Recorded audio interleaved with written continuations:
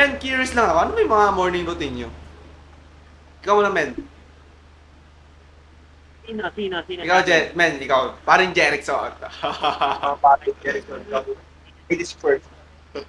Number one, number one don't in terms of morning routine for me, is huwag ka kaagad magkahawak ng cellphone pagkakita na pagkakita. Number one. Sabagay, oo. Bakit? Kasi di ba, once na nag-cellphone ka na agad pagkagising, iba yung feeling na parang tamad na tamad ka na agad. Iba talaga kasi, ano eh, punta ka sa social media, scroll ka lang talaga, literal eh. Pagka parang sinimulan mo yung araw mo nung nag-cellphone ka agad. Yeah. Ako na rin agad. So, para maiwasan mo yan, pagkagising nito, either hilamos kayo or tayo agad. Pagkatapos nun, meditate. Number one. One yung done.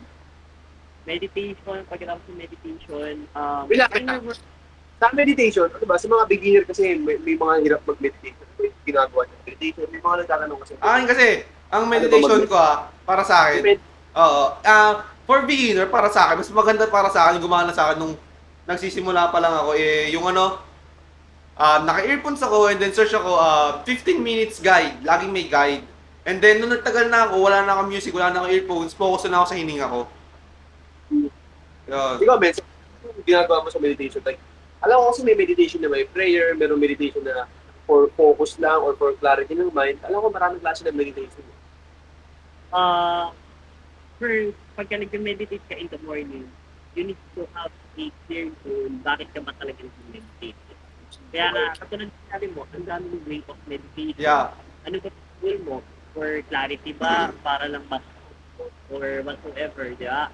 Yeah. So, sa akin, kung beginner ka pa lang, hindi mo pa naman na masyadong may implement yung meditation on your day-to-day life. Just start on, katulad nung sinabi ni JM na start on guided meditation.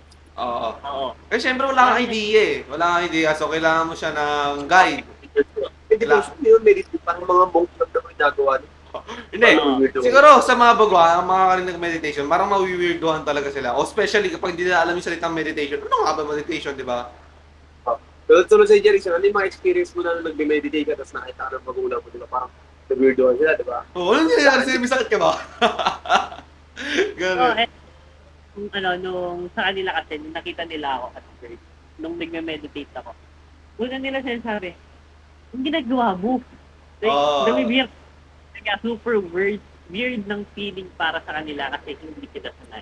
Parang ano eh, no? Kala nila, Hindi, siguro pag ganun, ang pinaka magandang sabihin na lang, nagdadasal ka or nag-pray ka. Kasi totoo naman ako, literal. Kapag nag-meditate ako, sa gitna ng meditation ko, lagi may prayer. Lagi ako nag-gratitude kay God. Lagi ako nag-thanks kay God na nagising ako sa araw na to. Ganito. Oo. So kung sino man yung one creator mo, siguro ito naman.